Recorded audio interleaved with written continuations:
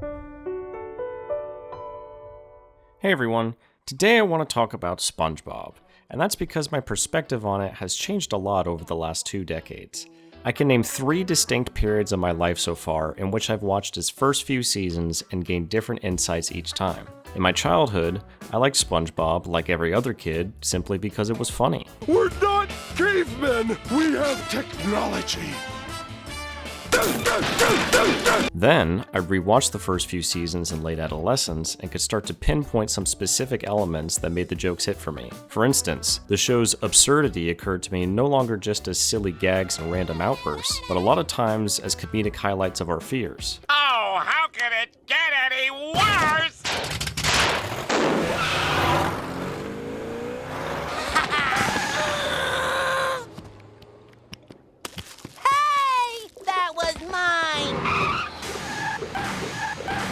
The absurdity is also used to highlight the extremes of certain character traits, like when known cheapskate Mr. Krabs provides excellent service for free because he thinks he's dreaming, until he realizes it is in fact real life, so he forces a customer to unwatch a TV show. Give me that, you didn't pay for that. There's also the subtle wit that went over my head when I was younger. The International Justice League of Super Acquaintances, a subsidiary of Byock.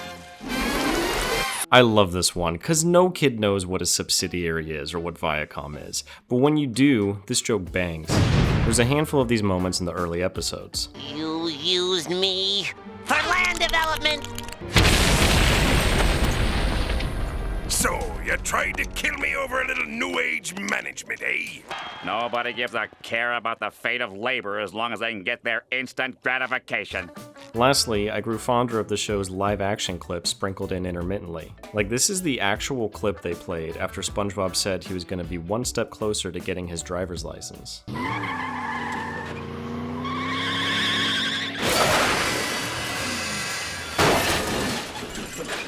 Brilliant. And I'll also count the abundance of memes and sound bites that we all know and love. You what?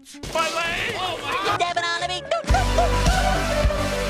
I say all that to say, I liked SpongeBob as a kid, then I got a little older and confirmed that I not only still liked it, but the depth of my appreciation actually grew. And then I rewatched it in Quarterlife, or early adulthood, and I have to say, after growing up and realizing some of the harsh realities of the world and going through a long depressive episode that coincided with the global pandemic, my mental health is just in a different place. And watching SpongeBob now, I still love it, it still makes me laugh, but the things I'm most intrigued by aren't really funny at all. Now I'm most interested in the episodes where the characters lose their minds or have a mental breakdown. The ones where the entire episode is about one character trapped in a negative thought loop, tortured by their own imagination of worst case scenarios. What's the subtext of an episode like that? Isn't it crazy how messed up this is? Did they really write it like that just so we could be like Squid's going crazy, lol? I don't know, because now when I watch it, I'm left with a reflection of my own struggling with the human condition. These themes piqued my interest this time around because I saw myself in them. I often find myself stuck in my head worrying about potential disasters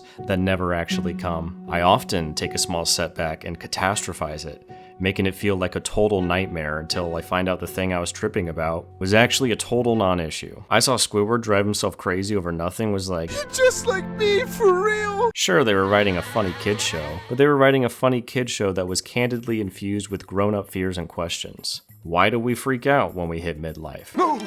No! I ain't old like you! I ain't old! Why do we freak out when we hit quarter life? Need furniture!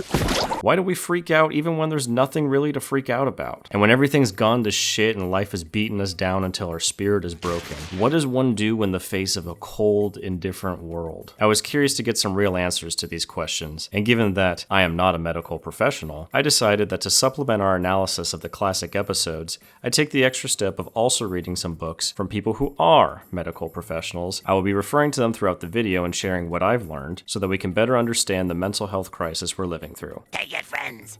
Arm yourselves with knowledge. We're a generation that started growing up watching SpongeBob and finished growing up becoming depressed. And if SpongeBob truly is the gift that keeps on giving, then maybe he can help us out one more time. So with a dark curiosity and an urgency to improve our mental health, let's begin our descent into Crisis, Catastrophe, and SpongeBob.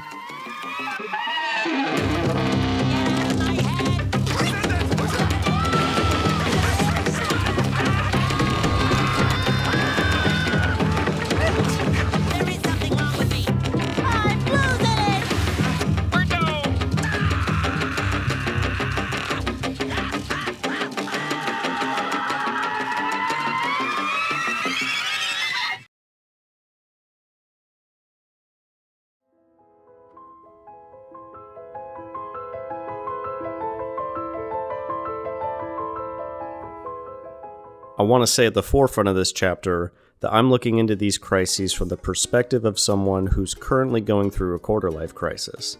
So obviously I can't speak from personal experience about midlife or its crisis, other than sharing that it seemed to really affect my dad for a while, and he'll say things like, that midlife crisis is no joke. You know, the tedious and soul-sucking office life of the modern day gets exhausting after a few years, or even months. So I can only imagine how maddening having to do that for a few decades is, especially when you've got your own hopes and dreams. Sorry I'm late. I got caught in traffic on the way in here when that whole I'm going to be doing this for the rest of my life thing reared its ugly head, and But in this book, Quarterlife, The Search for Self in Early Adulthood, which was written by Satya Doyle Byock, that's where our tone-setting opening quote comes from. And she's going to be our best friend for the next 2 chapters because her book, which is brand new, like literally only a year old, is the perfect guide for understanding the history of the midlife crisis and how it relates to quarter life and its crisis. So going into this, I knew that the midlife crisis is where people typically between the ages of about 40 and 60 grapple with intense panic about things like their imminent mortality, regrets of how they've spent their youthful years, and grueling feelings that this can't be all there is, there must be something more for me. But I wanted a bit more insight, and this is where Satya comes in. She explains the background info concisely for us. In the mid-20th century, as the midlife crisis gained prevalence and attention, large tremors began to disrupt the expected goals of adulthood. In big enough numbers that it began to resonate across societies, midlife adults were suddenly in pursuit of the indefinable more, she continues. Older adults were no longer expected, across the board, to feel satisfied merely by survival, security, and family. Too many middle-class, midlife adults had woken up to the fact that there was something missing in life, something else they needed. Essentially, you're supposed to climb this ladder, supposedly psychologically, but it's really tying our psychology to the economy or to patriarchy. Yes. So that it's not actually about self-development at all. That's how we've sort of been trained. That it's not really about self-development. It's not really about maturity. It's really about get a job, buy a house, achievements, find a partner, achievements, yes. Acquisition, right?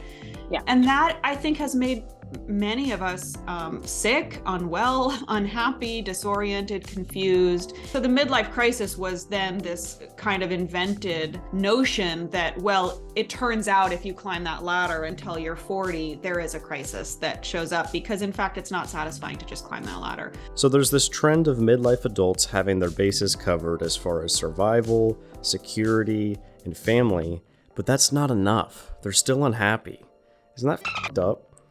Let's watch someone freak out about it. Midlife Crustacean is straightforwardly an episode about Mr. Krabs going through a midlife crisis. The episode begins with a grueling depiction of waking up sluggishly that adds a heavy truth to the name of his restaurant. Who wants to eat at a place they think is crusty? Personality-wise, he feels like he's lost his touch, but has he really? Oh yeah, certainly. His daughter Pearl lets him in on some slang and his overexcitement ruins it immediately. Coral, eh? Coral is definitely out! Coming off that start to his day, Mr. Krabs ruminates on his insecurities, and the world around him behaves in that absurd way I talked about earlier, where everyone around you just so happens to be acutely focused on the very thing you're currently worrying about. It's all old and dried out, like that man right there. Oh, that's the thing I'm sensitive about! The more that he yearns for is that feeling of being young again, that wild, crazy feeling as he describes it. So one might ask, why do so many midlife adults feel this way? You know, if your basic needs are met and you even have like love and kids, why would you need anything more? The problem is that we've only been looking at half of the equation. The main thesis of Satya's book, if you ask me, is conveyed succinctly in this quote. True psychological adulthood is a kind of maturity that is about balance. A dynamic play between being part of a community and a conscious individual too. It is about finding one's way towards both stability and meaning, like a union between order and chaos, civilization and nature, or one's humanness and one's divinity. It is a symbiotic relationship in which the two parts of oneself each have a distinct role to play, like a surfboard for the ocean waves, a fireplace for fire, or a goblet for wine. So this theme of stability and meaning, of having a balance of both, is the key to a healthy and happy early adulthood. So I talk about it in the book a little alchemically. I talk about it as needing both the goblet and the wine, or the surfboard and the ocean, that we need both elements. We need both the ego and the self. So in the book, I talk about those really more specifically as the stability and meaning. And that brings us back to Mr. Krabs. You see, what Mr. Krabs already has is stability. He presumably makes good money, he has a home, he has a family. He's pretty much good in the having your shit together department. But what he's missing in his life is meaning. He's missing a sense of passion and curiosity. He's missing an outlet for self-expression. He's missing those unpredictable and unplannable moments that light your soul on fire. This is the common midlife crisis story because the idea of prioritizing stability first and meaning later was normal for Krabs' generation. It's a simple breakdown of adult goals that make intuitive sense. Create stability before seeking meaning. Root down into life before reflecting too much on existence, spirituality, or mortality. Turns out, rejecting meaning for the first half of your life is a completely unnatural and stifling way of living. And this is why the midlife crisis happens. People who had spent the first 40 or so years of their lives focusing solely on stability would realize their encroaching expiration date, look back at the lack of meaning in their lives and all the stuff that they still have never done, all the things that they dreamed of doing but still have never gotten around to, and feel an overwhelming sense of this can't be all there is. And to cope with that, they would make sudden, rash decisions to try to overcorrect. They would try to fulfill the inner desires that they've shunned their entire lives last minute, like buying the dream car they've always wanted, cheating on their significant other, or cooking meth to show the world that they are in fact a force to be reckoned with. Tragically, in his desperate pursuit of meaning, Mr. Krabs' outward-reaching hand is rejected and rejected again, with his sadness from throughout the day building up into what becomes a burning frustration.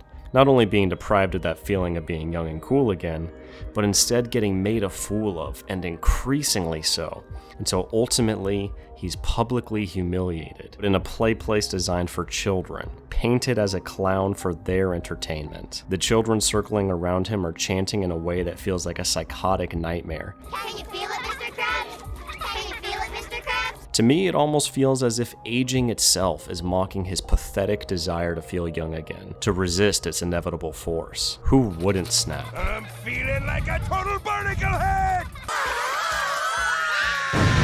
To recap what we've just learned, let's briefly address another midlife crisis from the show, in The Algae's Always Greener. In this episode, Plankton feels unsatisfied with his life, envying Mr. Krabs for having everything that he doesn't. Plankton also has stability in his life. Sure, he doesn't have a lot of customers, but it's not like he's fighting for survival. He's able to keep the lights on and put holographic food on the table. Plus, he's married to his computer wife. The more that Plankton craves, he believes, can be found by living Mr. Krabs' life. Because he's always wanted to be successful like Mr. Krabs, he believes that success would fill the void. Turns out he conveniently had built a life-swapping machine to do exactly that and forgot about it until Karen reminded him.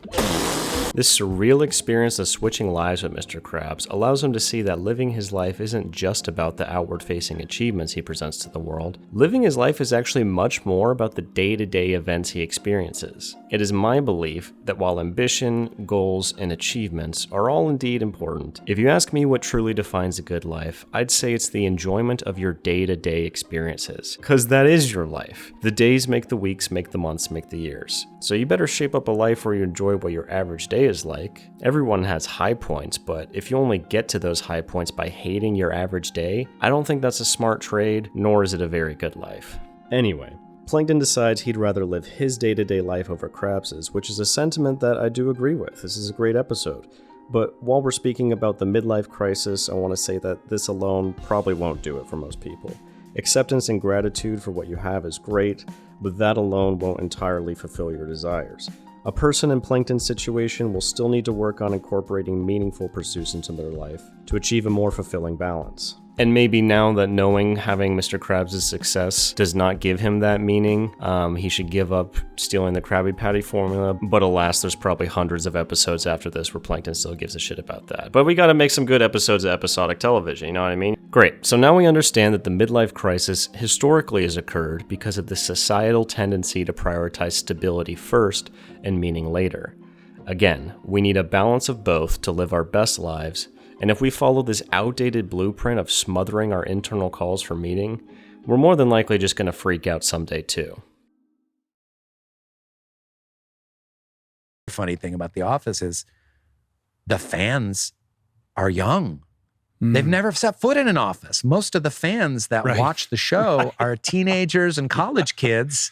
Very often, I find people that write online and they say, I want to work in an office like in The Office. And like they want to work in like a menial 9 to 5. And I'm like, no, don't do it. You're missing idea the whole thing. how soul crushing it can be. Wake up, you need to make money. I gotta get out of here. Too late. Wake up, you need to make money. Careers and job interviews and diplomas and the jobs themselves, it's all brand new, super weird cultural constructions that didn't exist like 300 years ago. This is your natural habitat. This is your wide open range.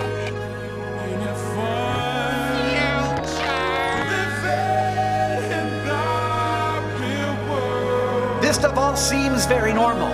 It's not. And if you base your self-worth on it, which we do, we are asked to. It's what society says our value is. But if you do, it's gonna be real hard to be happy.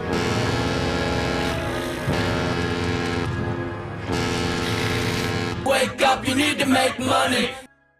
Your thoughts on the term quarter-life crisis? Abby Wilner, I believe is her name, created this term, quarter-life crisis, around 1997 or something like that. I speak about it in my book briefly. The idea was that people were having these early midlife crises, which is to say that there was all this disorientation because it wasn't working for many of us. I mean, I was, again, part of that generation. What I talk about with quarter-life is what I call quarter-life beyond the crisis, which is to say that, in fact, there is a stage of life that nobody talks about. It is a stage of adulthood between adolescence and midlife. Let's call it quarter life. I call it quarter life. I knew right away that what I wanted to do was open a private practice specifically for people in this time of life, specifically for people in what I now call quarter life. And it's gone by a lot of different names, but until I started using quarter life, I really found myself stumbling all the time to understand this stage of life that isn't just a modifier of other stages. It's not just young adulthood. It's not just extended adolescence. And it's not just quote unquote millennials or Gen Zers or boomers, right? There's a stage of life that's timeless, and we need to be talking about it more. The first point of Satya's that I'd like to echo is that there's very little conversation or information out there about this stage of life. The lack of explanation for it only adds to its confusion. And I'll say right now that reading her whole book has helped me a great deal in demystifying this period of life. It's quite reassuring to have someone that deals with this stuff all the time serve as a guide in navigating uncharted waters. So let's talk about what goes on in this type of freakout. The good news is, the root of the quarter-life crisis is actually not much different than that of the midlife crisis, in that our battle too is to achieve a balance of stability and meaning. You need both the waves that are exhilarating and the surfboard that enables you to ride them. You need the fire that is a passion for life and a fireplace to keep it safely contained. A fire without the fireplace is dangerous, and the fireplace without the fire is empty. You need both. So that's what's similar about the midlife and quarter-life crises. What's different, however, is that we're experiencing this insecurity and coming to this unsatisfied realization much earlier in life than historically they have. For us, it's less about what we've already done with our lives and more about what we're going to do with our lives. We may reject the idea that the school, job, house, marriage, kids pipeline is the most true and real checklist of happy adulthood possible. We might get partway through that pipeline and recognize emptiness in our lives much earlier than older generations did. Maybe that's partly because there's so many sad adults surrounding us, it's kind of like hinting to us that this ain't it. And on top of all this, it sure doesn't help that there's no shortage of mockery from older generations who are far too fixated on the idea that we have it easier than they did to realize the atrocious reality of our mental health. This notion that like, this is just it, figure it out, kid. You know, that's an old line that I think has literally killed a lot of people in terms of suicide and depression and anguish. We need a more compassionate society for people coming of age, and a more compassionate society in general to say, hey, this isn't working so well. How do we make this better on every level? And how do we encourage people coming of age to love their lives and co-create change? Satya was quoting psychologist Erik Erikson, who said, "The youth of today is not the youth of 20 years ago." This much any elderly person would say at any point in history and think it was both new and true. I'm so happy she put that in there. So the confusion and the mockery are add-ons to the core struggle of quarter life, which is forging your own independence and purpose and defining what your unique blend of stability and meaning looks like to you. She breaks down quarter-lifers into two types: those who are more inclined to pursue stability first and are relatively comfortable with that focus, which she calls stability types, and are like the lawyers, people in finance, and people consciously seeking marriage. And then there's those who are initially inclined to pursue meaning and who have found themselves at odds with the social expectations for this stage of life, which can be called meaning types, and are like the artists, the philosophers, and musicians, stereotypically speaking with those labels, of course. Fortunately for us, we've already got a decent understanding of stability types, where the battle is about learning to loosen up and have fun while maintaining your hard-earned stability. The struggle is the opposite for meaning types, who are learning to develop some discipline and structure while maintaining their strong connection to creative outlets. In quarter life, meaning types may arrive at adulthood already rejecting that bullshit checklist, feeling that there's much better things to do with their lives. But unfortunately, you still have to get your shit together. And an overemphasis on meaning can easily lead to a disorganized, chaotic, and problematic life that would be remedied by having a better sense of stability. You know, the goblet to hold the wine, the surfboard to ride the waves, or the fireplace to hold the fire. So now let's look at a freak out from a meaning type. Look, Rock, I got an award! Nice. Patrick is a great example of a meaning type because he knows how to enjoy himself and pursue what he wants, but he has almost no stability. He can't focus in school, he can't keep a job, he doesn't like doing chores or partaking in adult responsibilities. At best, he has a place to stay. This episode lays out one of the main battles that meaning types face. Despite Patrick being a largely happy individual, his life is not what society expects of him. He's not checking any of the boxes. He's not winning any awards. Or in other words, he's not producing external results. Once he sees Spongebob thrive in this world of productivity and achievement, Patrick feels like he's missing something, and he quickly concludes he's incapable of achieving it. When he tries to succeed in the lane that Spongebob is in, he's a total wreck. Hey pal, you just blowing from Stupid Town? This moment is immediately followed by this next moment that I'm currently breaking up with this voice clip to avoid copyright blocks. Load of awards for SpongeBob SquarePants!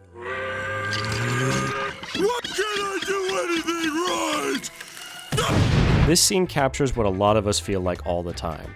We all know that social media has increased the amount of success on display each of us is able to put out into the world. And while it's cool to see people achieve and succeed, sometimes going on social media when you're feeling like shit is exactly like this moment. There's so many people out there just winning on top of winning, and you feel like you just blew in from Stupid Town. And so we feel like something's wrong with us. The remainder of this episode is Patrick straight up copying Spongebob, going as far as trying to be him in the belief that Spongebob holds the keys to success, and by emulating his behavior, he's going to start achieving the same results, and then he won't be a loser anymore. Many of us will see someone else who appears to have it all, and then we'll try to copy and paste their success formula in our own lives to catch up. I was a wimp before Anchor Arms. Now I'm a jerk and everybody loves me. I want to be just like him. Yeah. Without it ever occurring to us that maybe they have traits that make that path well suited for them, and maybe our own traits are different than that and align with something else better suited for us, and that if they try to pursue our lane, they too would struggle. The truth is, people are just built different. The life that's going to work for Spongebob is not the life that's going to work for Patrick. We must embrace our unique set of traits and learn to nurture our nature, which is precisely what Patrick struggles with in this episode. What's so great about being a big pink loser? Nice title drop. The episode ends with Patrick being validated for being himself, accepting his own lane, and returning to pursuing it happily. So you thought I was kidding, huh? No, in Bikini Bottom, excellence can be found even under a rock. The 4 pillars, which I do think are really relevant to these stories, the first one is to separate. How do you separate from childhood and parental relationships and the identities that you have when you're younger and really become who you are? It can be physical separation for sure. It's also a lot of psychological separation and transformation. To listen is the second pillar. This is listening to yourself, learning to listen to your body, learning to differentiate what are instincts, what are imposed belief systems. So learning to listen is really learning to listen to yourself in myriad ways. The third pillar is to build, and that's really more of the discipline and willpower and hard work. How do you put into practice what you know needs to change, what you know needs to be created? I often think of like the Karate Kid wipe on, wipe off image of the sometimes really repetitive, exhausting discipline required, very mundane, boring discipline sometimes required to get us to growth. And the fourth is to integrating what we've learned, and often just witnessing and allowing the integration to unfold. So often the pillar of integration is celebrating and noticing, oh my gosh, something happened. All this work that I've been putting in, all of this witnessing and inner witnessing and labor, outer witnessing and labor, it's coming together and things are starting to happen.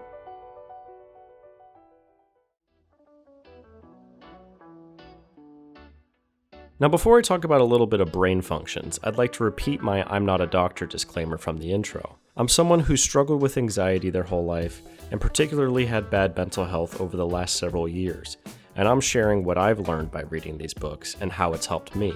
If you'd like to learn more of the actual science of this stuff, of course, you should read the full books or some research from some other legitimate sources. Much like how parts 1 and 2 of this video were essentially a pair, we learned about the origins of the midlife crisis before addressing the quarterlife crisis, parts 3 and 4 are also a pair. Before we learn about worry and catastrophizing and how stress can work against us, we have to learn about actual catastrophe and how stress can work for us. This is something I'm sure I've heard several times in my life before reading these books. I know for sure it's something my therapist has told me at least a couple times, but for whatever reason, this time around it really stuck. And that's the realization that all this stress and anxiety I feel every day, the physical tension, the sweatiness, the heart rate increase, all of that is pretty much just your survival instincts trying to keep you alive. Like really, that's basically all it comes down to.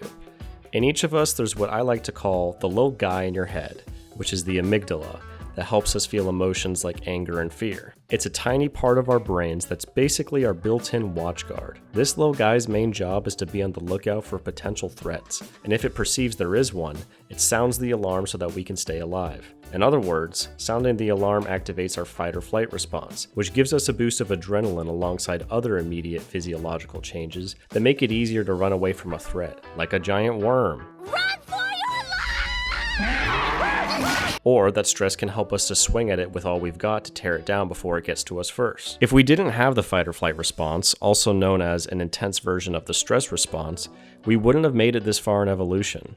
When you're being chased by a killer animal, it's a great day to have that little guy in your head. It goes holy shit, and then you get to sprinting with the adrenaline rush of a lifetime. This is your amygdala and your stress working for you. Another interesting point that's made in a couple of these books is that in the 90s, researchers found out that there are 2 pathways to the amygdala. One of them goes directly there and immediately initiates the stress response, and then the other is about half a second slower because it goes through the cortex first, or in other words, we get to think about it. The fact that one is automatic and done without thinking, before thinking, is important. The psychologists make the observation that the stress response cannot be based on the higher level thinking processes. Because if seeing a giant monster coming to eat you required you to think about why that's bad in order to get a boost and run away from it, you would f***ing die. You survive because you get this surprise energy supply you didn't have 1 second ago. This same response is why when someone cuts in front of you in traffic, you slam on the brakes without even thinking about it, you save your life. The amygdala is able to trigger this thing that we call a stress response of evading danger, which is triggered by the amygdala before you can think, is something that has saved countless of our ancestors. Learning this and really having it sink in has caused a major shift in my perspective on anxiety and how it's been dominating my life. It's not about wishing you never had stress anymore, never had anxiety anymore. That's not real. That's not going to happen.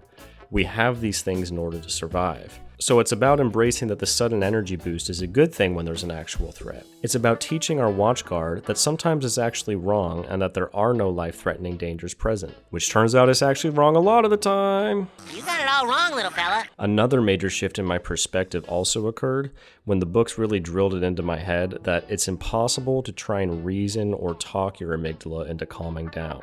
It does not speak that language. No matter how much you try and tell yourself not to freak out about something or reason yourself into thinking it's going to be okay, your amygdala will not respond to that. You're not speaking the right language to the amygdala if you're trying to talk yourself out of anxiety. If you want to speak the right language, you need to focus on the pairings. The language of the amygdala is a show, not tell kind of game.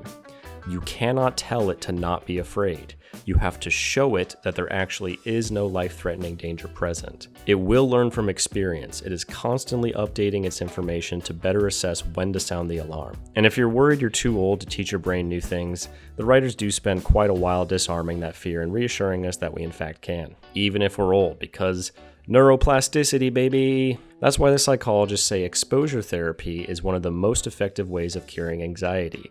You are literally confronting your amygdala's current associations with something that it perceives as dangerous and giving it new information that contradicts that and says there is no real danger present. You aren't in your head telling it to calm down, you're in reality showing it can calm down. The authors of Rewire Your Anxious Brain say that this approach is the way forward. Exposure to your stressor, allowing the stress response to run its course without leaving the situation, and observing that you aren't in danger after all. It can be very uncomfortable, but it's the most effective way of dealing with it, as far as the modern information can tell us. The amygdala definitely can learn if you know how to teach it. How do we teach it? We use something called exposure-based therapies. This will all help show the amygdala that certain situations aren't worth sounding the alarm over. And this is how we must navigate the very weird place that we've ended up at in current year. Our society has changed, but our mechanisms for staying alive are hardwired. The problem is, when you're angry at someone at work, it's not appropriate to fight them or sprint away from them. It's definitely not appropriate to just freeze and act like you're not there either. Have you tried that one? Doesn't work. We're stuck with this alarm system from when we were running from tigers and shit, but now we're in air-conditioned boxes rocking business casual. What have they done to us? What did they do to us? This alarm going off, when we don't need it to, quickly becomes exhausting.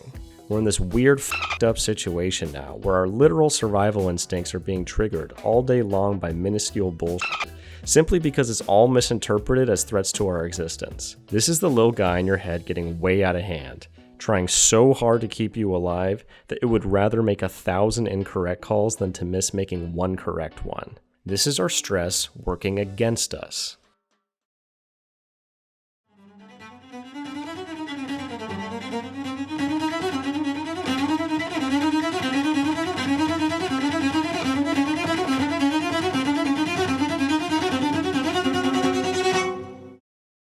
I'm fine. I worry too much. It's all in my head.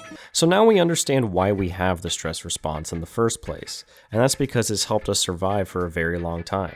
Now it's time to talk about the fun stuff, and by that I mean those juicy episodes where our favorite characters absolutely lose their marbles over very trivial situations. There's two big episodes that exemplify this theme. The first being procrastination. Ah, yes. Procrastination. Yes, the classic episode of SpongeBob we all know and love, and always have known and loved, right guys? Wrong! You thought I would forget that when there were 100 episodes in total, they did that event where they marathon viewed all 100 of them, ranked by fan favorites, and placed in order from least votes to most votes? And procrastination got last place? And number one was stupid-ass Karate Island, and everyone was oohing and ahhing over some gag-filled fight scenes that are mid at best. And just so you know, I'm well aware that these votes came in from literal children, and that this was well over a decade ago. I just had to get that off my chest. I've been holding on to it for a long time. Like, oh, look how hurt the characters are getting. Look how stinky. I feel dumb just thinking about it.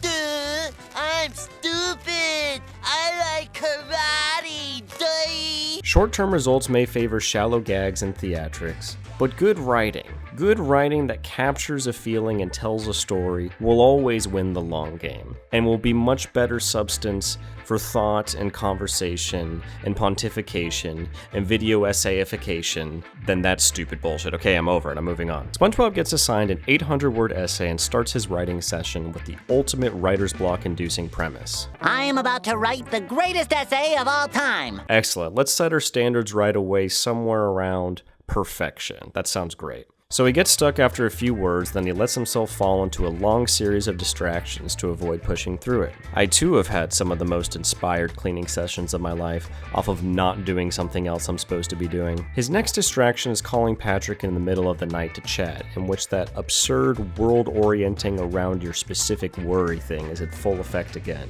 You and I both know that you're just using me as a distraction so you don't have to write your essay. Patrick is a good friend and urges him to focus, which is promptly followed by Spongebob hard projecting his own bullshit onto Patrick. Sheesh, what a chatterbox. Can't he see that I'm busy? And this is where Spongebob starts to realize it's getting down to it and the anxiety comes in.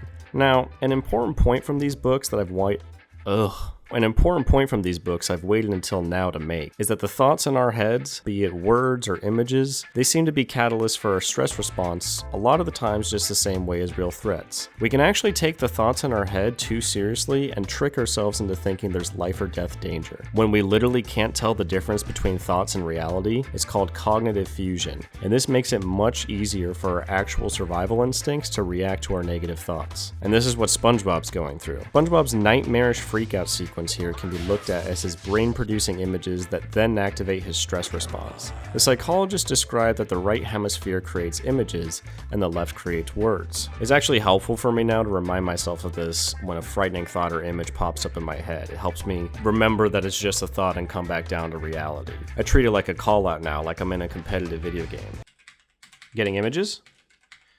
I'm image locked, right hemisphere. Helps bring me back down to earth where I realize they're just thoughts and I'm no longer swept up in this terror story. It's driven home to us in a couple of these books that, honestly, most of our cognitions, that's a fancy word for thoughts, are kind of just passing thoughts and we don't need to take them too seriously. You know, we do miss. A lot of them are misses. Your brain is like a rapid calculator just crunching out these cognitions all day. And if you've got what feels like a tirelessly fast brain like me, it's way too much. So we need to learn to not take our stream of thoughts so seriously. Some of it's gold, but a lot of it's dirt, honestly, and that's fine. When we do think that every thought matters, our imagination can actually be harmful to us, as we've seen. Creative people who have vivid imaginations can not only create amazingly beautiful worlds and ideas, but also deeply terrifying and awful ones. Every thought is creative, sometimes I'm afraid of my open mind. Spongebob's imagination is really going crazy here, and his alarm bells are ringing all the way.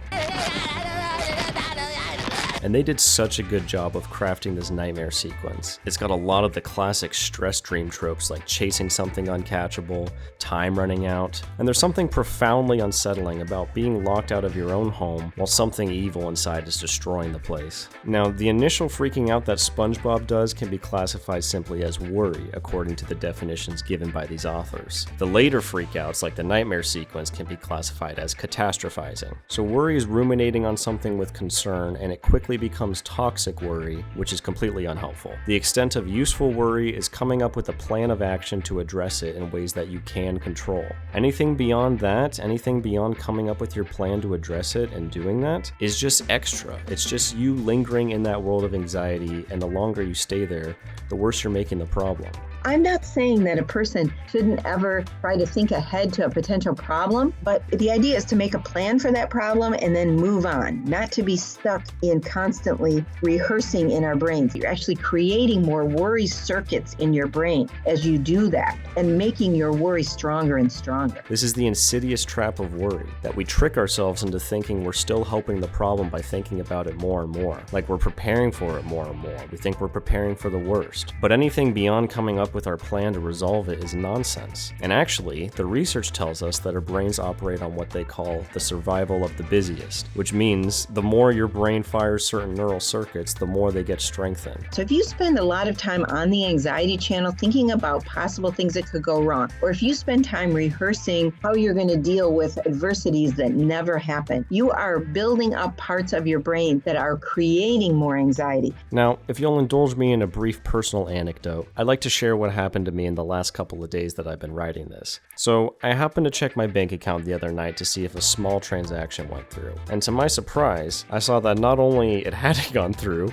but what had gone through was much bigger, and that was that most of the money in my account was missing. And I realized that my account had been compromised, and I was the victim of bank account fraud. Woohoo! Being an anxious person my whole life, I can guarantee you that this would have totally rang the alarm bells out of control if I hadn't coincidentally been like neck deep in studying this stuff for the past couple months. But because I've been hyperfixating on things like the stress response, I recognized it and thought, okay, well, this is in fact a problem that I need to address, that I need to take action on, for sure. But it's not like my life is in immediate danger, is it? You know, I saw this situation kind of as a funny little opportunity to apply what I've been learning. Because here I was, a guy typing a bunch of shit into the computer about anxiety and the extent of productive worry and the stress response. Was I gonna practice what I'm preaching, or was I just gonna say a bunch of stuff on the internet that I don't even adhere to myself? So my alarm bell was ringing. I used the energy to immediately take action on the things that I could control. So I disputed the payment within my banking website. As soon as they were open the next day, I called to report it over the phone as well. And then they had me come in person, get moved to a new account, new card, change my passwords, all that. Besides that, I honestly didn't worry about it all that much. Don't get me wrong, I certainly felt the insecurity of not having money and what the f am I gonna do if I don't get my money back and it comes time to pay rent. I still had to consciously acknowledge the stress several times and remind myself that there are no real immediate threats to my survival at this moment, and that there was no further action to take. I had already come up with my plan that was reasonable, I'd already executed it. The truth is,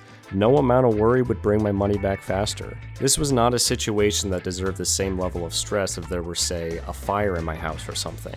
That would deserve a high level of stress that could put me into action so I could put the fire out, save myself, my kitty, and my home. I could worry about it excessively and pretend that that's increasing the chances it'll get resolved, or I could take the actions within my control to influence his resolution and refrain from willingly participating in thoughts that continue to activate my stress response. I'm worrying if I'm thinking something like, I hope I get my money back soon so I can pay the bills. And I'm catastrophizing if I think something like, I'll never get my money back, and then I'm gonna miss rent and get evicted and my life is ruined. My intention in saying all this is not to pretend that I'm cured of all my anxiety and now I'm immune to tripping about things. But in my journey of overcoming anxiety, this is a big step forward, and I wanted to share it with you. Let's take a look at catastrophizing at play.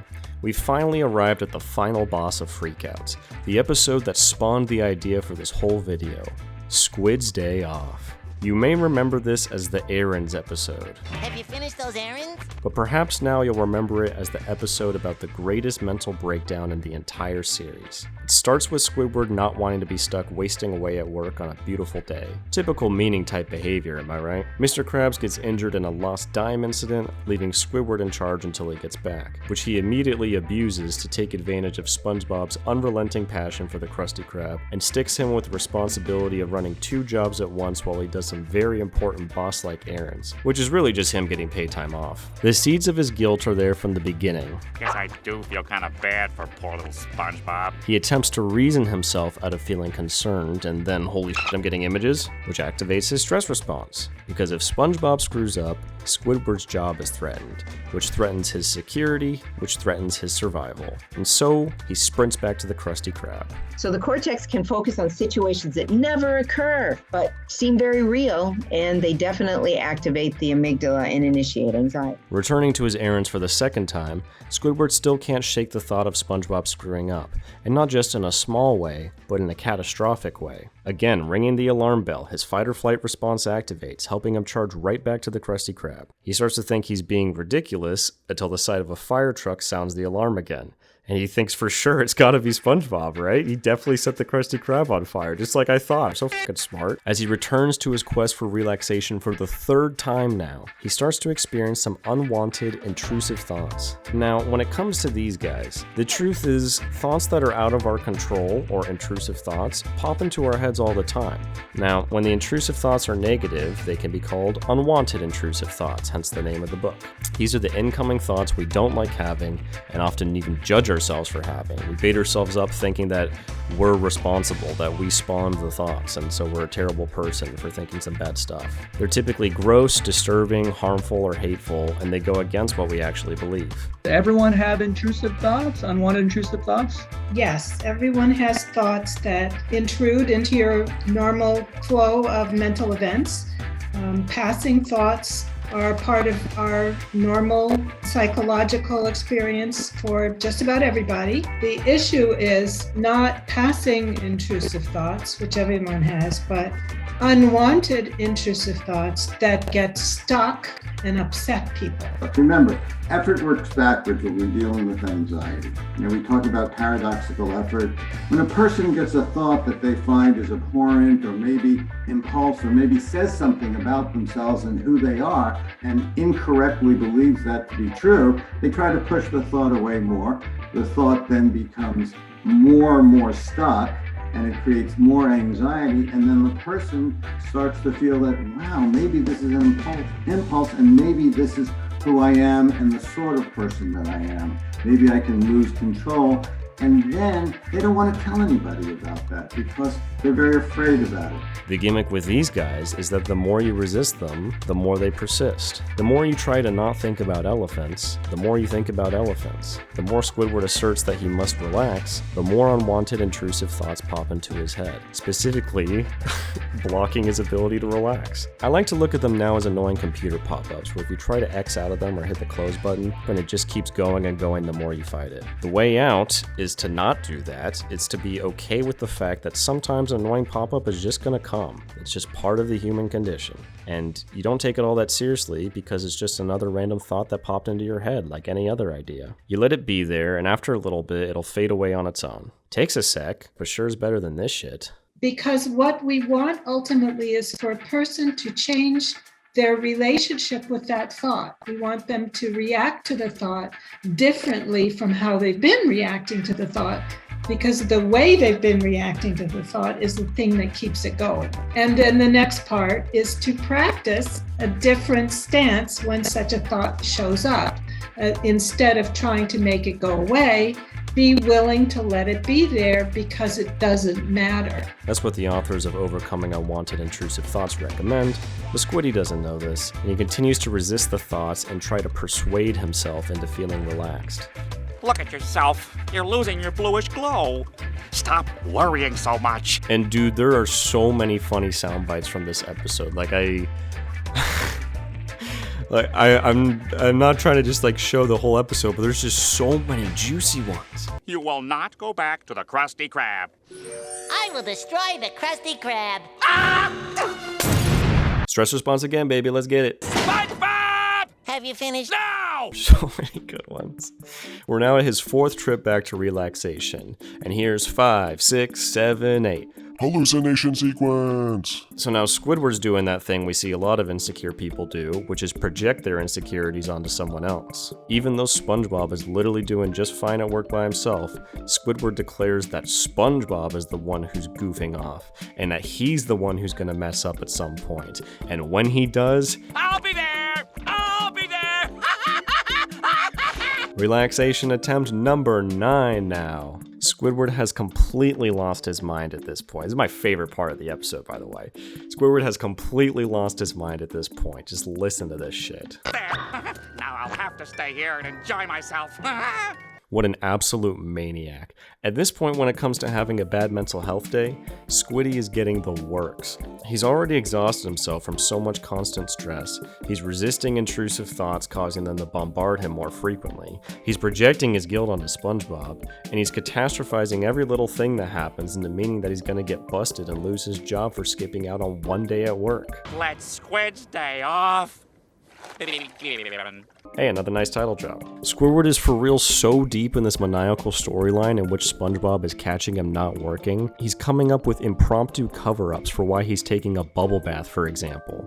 And for the final time, he enters a full sprint back to the Krusty Krab, and he starts blabbering to SpongeBob about how he just caught him outside his window and in his bathtub.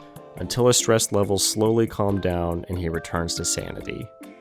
Well, at least that's over, right? And then SpongeBob realizes that they left the close sign up all day. The last words of the episode? It's almost like we could have taken the whole day off. So in terms of these intricate processes that spark these downward spirals, we've learned that worry can be useful up to the point of creating a plan of action. We get caught in the trap of worrying beyond that point because we believe we're still helping address the problem. But really we're just increasing our likelihood of doing further worrying in the future. We've learned that catastrophizing is an intense version of worrying, where we build things up in our heads to seem like it's the worst case scenario, when in reality it totally isn't. And we've learned that it's easy for our brains to fuse thoughts with reality and spark our stress response, which has been hardwired into us for our survival. And that's why we freak out over nothing. We did it, everyone! We did it! So combining our new zoomed out knowledge of mental health with our new zoomed in knowledge of mental health, we're now aware of some things to look out for in shaping up a balanced and sustainable life. And then there's also the relaxation response. Wait, there's a relaxation response? I'll keep it concise. The relaxation response was introduced in 1975 by Dr. Herbert Benson, a cardiologist conducting research at Harvard Medical School. It's an amazing discovery that I'm shocked I didn't learn about until now. It effectively serves as a counterweight to the stress response. The stress response is associated with the sympathetic nervous system and fight or flight, while the relaxation response is associated with the parasympathetic nervous system and rest and digest. So one's clearly designed to get us energized to do the most, while the other is meant to calm us down so we can relax and restore our battery. In addition to what we've learned in previous chapters, incorporating the relaxation response into one's everyday life can be profoundly effective for combating the overbearing stress that most of us face. Dr. Benson's book is quite informative in detailing the research and discoveries, but if you're just interested in using the response itself, I totally get it. And he actually has a really good video on it for free. It's on YouTube. Better not watch it before finishing this video though, just kidding, I don't care, and you're gonna do whatever you want anyway. It was originally described in his 1975 book as having 4 steps, but in the updated version, he says you actually only need the foundational 2. What he has identified, you could say, is scientific evidence of a physiological effect that many forms of relaxation bring about. So whether your preferred method of counterbalancing stress is meditation, prayer, muscle relaxation techniques, or watching Bob Ross marathons, the research has shown the existence of this tangible calming effect of the body, which reverses the effects of the stress response. But even if you didn't know about the relaxation response until now, I know I'm not the first person to have told you that meditation is helpful for calming down. We all already know a lot of the stuff that would help us. Whether it's dedicating time to relaxation, getting good sleep, eating healthy, exercising, we all know that getting physically healthy helps us on the road to getting mentally healthy. But does any of that matter if we don't really believe that taking the steps to get better is worth it?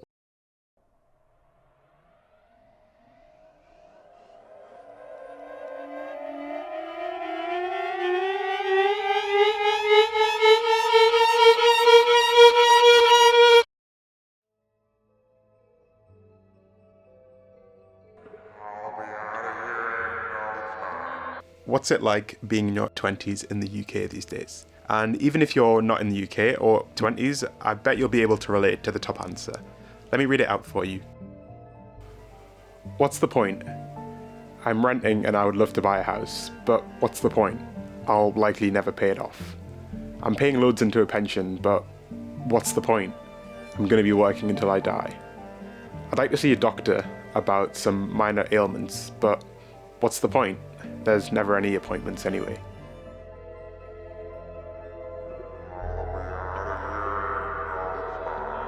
You know, I was quite proud of my calm reaction to getting my money stolen. But then I had several days at work where I was freaking out in my head again, catastrophizing over things that I realized by the end of the day were little. So it just goes to show that knowing is part 1, but forming healthy habits based on that knowing is part 2, and it takes some time. You have to be reminded more than you have to be taught. Getting better is not a linear process. You take 2 steps forward and 1 step back. Hell, sometimes you take 1 step forward and 2 steps back. Getting better isn't a casual jog. It's tripping and falling. I'll be out of here in no time. 2,000 years later. I'll be out of here in no time. The truth is, life is really hard sometimes. Sometimes all the stress gets overwhelming and you give up. And the longer you stay given up, the bigger the burden of getting back up again. At this point, your flame has gone out. You don't believe anymore. Your will to go on has died. You're defeated. You're alone. When your flame is out, when you've given up on the world, seeing people whose torches are still lit, whose souls are still full of life, it's annoying. It's idiotic. That's not art. That's just annoying. Glowing bubbles. That's the lamest idea I have ever heard. You roll your eyes at them. Don't they know life is meaningless? Don't they know it's all just a bunch of nothing? They've been fooled into believing in magic. Sometimes you wish you too were blessed with ignorance, to not know the cruel realities of the world. Then maybe you'd be happy. Just then, the losers ask you to participate in their stupid holiday, and you reject them because you're not a fool, not anymore. You know that there is no meaning in life, and you can't wait for them to find out too, when their silly little magic fails them. And then it does. And you watch their flames too die out. Even the torch that spreads flames to many can be extinguished by the cold indifference of the world. And with its dying breath, it gives you a warm hug. And that feels kind of nice. Helpful, even. And in that warmth, you can finally see that maybe you aren't supposed to do it all alone. And maybe it would be important for you to learn how to be helped when help is offered to you. Now you feel terrible. They had meaning. I killed it. And in realizing the power to destroy comes the realization of the power to create.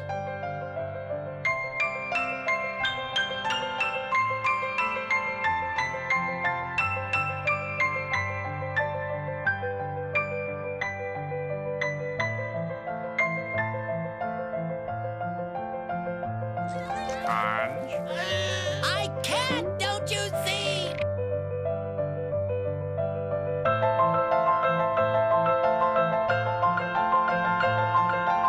Don't give in to cynicism. If you're cynical, they win because you aren't going to do anything to change the world.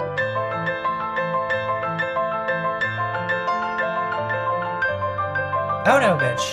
I intend to live as long as possible out of sheer spite. I'm not letting go! I know this is a good idea! I do have a band, and we're gonna play that bubble ball!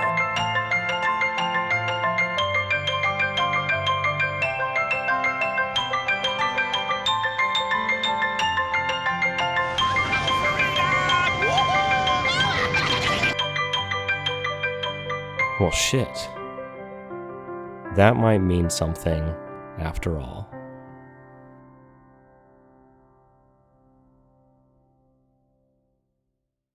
Well, I don't know. I'm just a rock.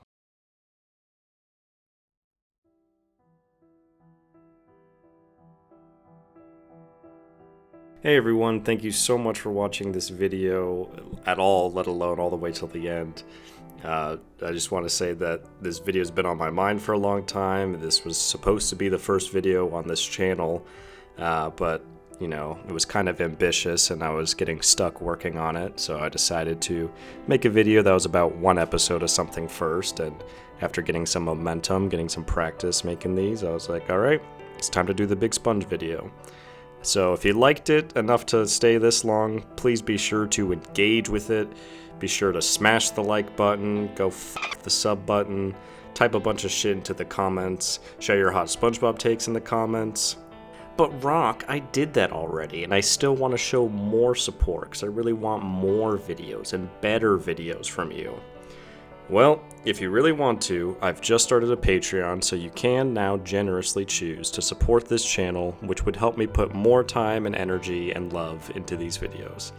At the lowest tier, you'll get access to bonus rock content moving forward, such as episodes of Behind the Curtain, where I talk about the making of videos like this. It's got extra rock thoughts about what this video means to be, how I made it, my creative process, outtakes that didn't make it into the final video, and just bonus thoughts and hot takes about stuff that didn't fit in. The tier above that is going to get the same, plus you also would get your name in the credits of videos like these, which would secure your spot in history as a certified OG supporter of The Rock. You'd also get to vote in polls that influence future videos. This is all totally optional and voluntary. If you're unable to support financially, that's totally fine. I appreciate you even watching this video at all, again, let alone watching it till the end. Thank you. I appreciate you. That's all for this Rock Talk, and I'll see you in the next one.